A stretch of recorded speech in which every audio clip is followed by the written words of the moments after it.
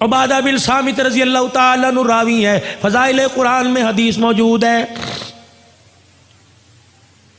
فرمایا جو رات کی تنہائی میں خدا کے قرآن کی تلاوت کرتا ہے، جب اس کے مرنے کا وقت آتا ہے، دل کے اجالے میں مشغلہ قرآن بنا، فارغ وقت میں قرآن کھول کے بیٹھ گیا، اور لوگوں سفر میں قرآن پڑھنے لگ گیا، فرمایا یہ قرآن پہ کیا دے گا؟ فرمایا جب مرنے کا وقت آتا ہے، ادھر موت کا جھٹکا لگتا ہے، ادھر غسل دیا جاتا ہے، یہ قرآن کفن سینے کے درمیان میت کے چھپ جاتا ہے، جب قبرستان میں لے کے جاتے ہو قرآن ساتھ ہے، جنازہ پڑھاتے ہو قرآن ساتھ ہے، جب قبر میں اتارتے ہو قرآن ساتھ ہے، جب اوپر تختے رکھ کے مٹی ڈالنے لگتے ہو قرآن اس کے سینے میں سے نکل کے سرانے کھڑا ہو جاتا ہے۔ ادھر میرے عزیزو اللہ اکبر، منکر نکیر قبر کے اندر آئے، قرآن کہتا ہے خبردار حساب نہ لینا، اس کے ساتھ میں آیا ہوں۔ فرشتے کہتے ہیں ہم بھی تو اللہ کے حکم سے آئے، کہ 2 منٹ ٹھہرو، جب تک میں آ کے ہاں نہ کوئی اس کو ہاتھ نہ لگانا۔ عبادہ بن صامت فرماتے حضور یہ کہہ کے رو دیے، فرمایا قرآن اللہ کے دربار میں جا کے گڑ گڑانے لگتا ہے، کہتا اللہ تیرا مہمان آج ہی قبرستان میں آیا ہے۔ فرشتے اسے ڈرا رہے، اللہ اپنے فرشتوں کو واپس بلا لے، میں گواہی دیتا ہوں مجھے پڑھا کرتا تھا۔ اللہ فرماتے ٹھیک ہے۔ جب یہ قرآن میرے عزیزوں قبر کے اندر واپس جاتا ہے، میت سکون سے لیٹی ہوتی ہے، فرشتوں کو دیکھتا کوئی نہیں، قرآن میت کو آواز دیتا ہے میں تیرے سے تھوڑی دیر کے لیے جدا ہوا، مجھے صحیح سے بتا تجھے کسی نے ستایا تو نہیں، کوئی کیڑا تو نہیں آیا، کوئی بچھو سانپ تو نہیں آیا، ستایا تو نہیں؟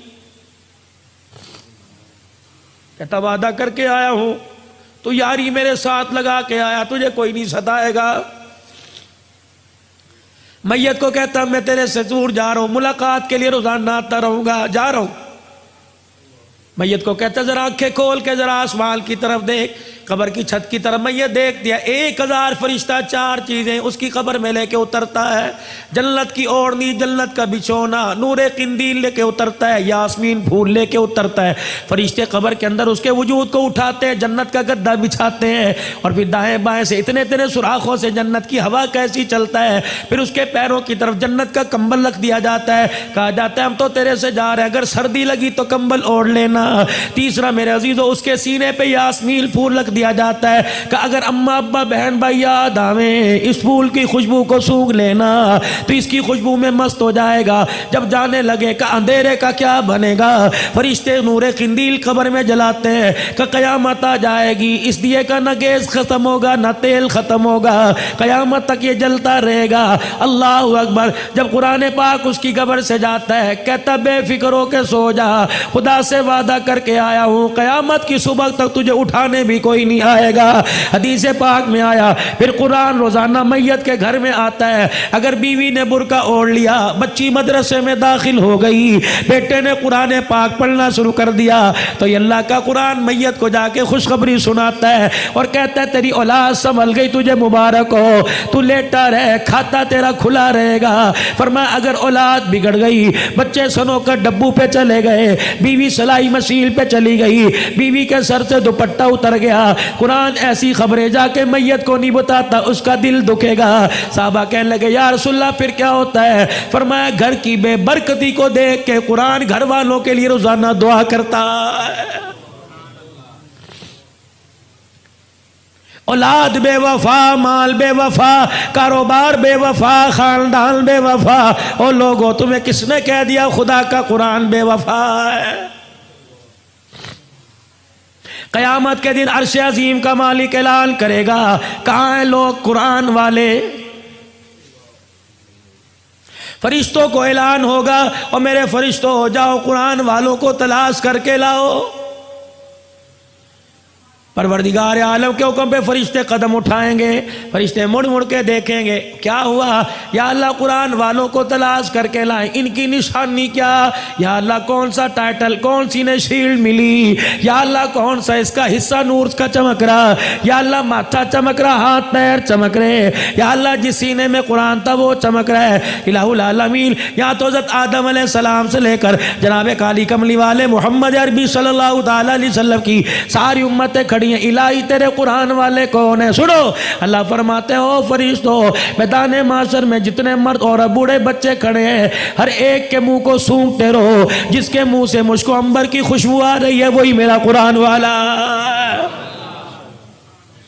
رحمت دو عالم صلی اللہ تعالیٰ علیہ وسلم معراج پہ تشریف لے گئے، جیسے زمین پہ بیت اللہ ہے، ساتویں آسمان پہ بیت معمور ہے، زمین پہ بیت اللہ کا فرشتے طواف کرتے ہیں، انسان طواف کرتے ہیں، بیت معمور کا فرشتے طواف کرتے ہیں۔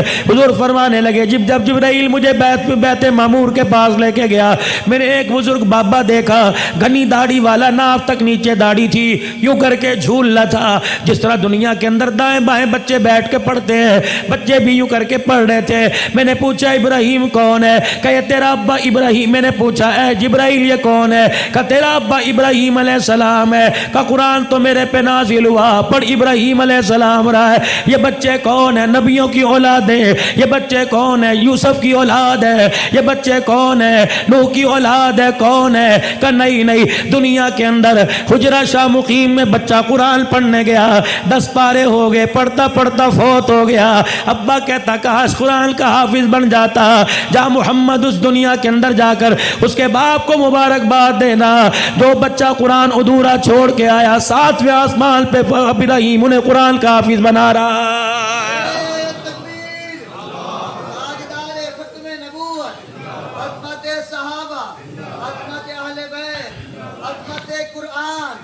حدیث شریف میں آیا، فرمایا جب قیامت کے دن یہ امتی اللہ کا بندہ خدا کے دربار میں منہ لٹکا کے آئے گا، اس کے دونوں طرف 2 بادل کے ٹکڑے یوں کر کے چلتے آئیں گے۔ اللہ فرمائیں گے شرمندہ کیوں تھا اتے تک، جب یوں کر کے دیکھے گا ان بادل کے ٹکڑوں میں سے نور برسنے لگ جائے، جب چھم چھم اس کے چہرے پہ گرے گا پریشانی ختم ہوگی، دل پہ گرے گا ختم ہوگی، کہے گا اللہ بھائی کی شکل نہیں، یار کی شکل نہیں، دوست کی شکل نہیں، کون ہے؟ اللہ فرمائیں گے ایک طرف سورہ بقرہ ہے، دوسری طرف سورہ آل عمران ہے۔ یاد کر رمضان المبارک میں تو نے ختم کیا تھا، تو نے ایک مرتبہ تلاوت کی، انہوں نے بھی وعدہ کر لیا تھا قیامت کے دن جب کوئی سایہ نہ ہوگا ہم سایہ کر کے تیرے سر کے اوپر آ جائیں گے۔ بھلا جس کے سر پہ قرآن کا سایہ ہو خدا انہیں جہنم میں کیسے ڈال سکتا ہے؟ فرمایا لوگوں رات کو عشاء کی نماز کے بعد سورہ ملک پڑھ لیا کرو۔ فرمایا جیسے قبر میں جاتا ہے سورہ ملک 2 پروں کے اندر لپیٹ لیتی ہے، فرشتوں سے کہتی نہ سوال کرنا، مجھے پڑھا کرتا تھا، میں ضامین ہوں۔ فرمایا لوگوں صبح سورہ یاسین پڑھ لو، اللہ کہتا مجھے میری عزت کی قسم ہے 3 وقت کھائے گا دوں گا، 4 وقت مانگے گا دوں گا، 5 مرتبہ مانگے گا دوں گا۔ جو سورہ یاسین سے دل کی ابتدا کرے گا موت تو آئے گی، اس کے رزق میں کبھی تھوڑ نہیں آئے گی۔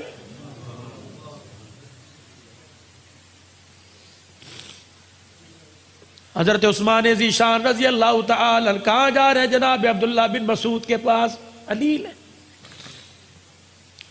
بچہ کوئی نہیں بچیوں والا، عبداللہ بن مسعود کے پاس گئے، اللہ تیرے پہ رحم کرے، کچھ تو کر لیا ہوتا، کچھ تو کما لیا ہوتا۔ اشرفیوں کی تھیلی دی، کہ لے میری طرف سے بچوں کو دے دے کام آئے گی۔ تھیلی جھولی میں ڈال دی، کہ تیری تھیلی کا کیا کرنا، جو مجھے رسول اللہ نے تحفہ دیا وہ میں نے بچوں کو دے دیا۔ میں نے اپنے بچوں کو سورہ واقعہ یاد کرا دی، میں نے کہا میرے بچوں مغرب کی نماز کے بعد تلاوت کرنا۔ کملی والے نے فرمایا جو سورہ واقعہ روزانہ پڑھے گا موت تو اس کے گھر میں آئے گی، رزق کی تھوڑ کبھی نہیں آئے گی۔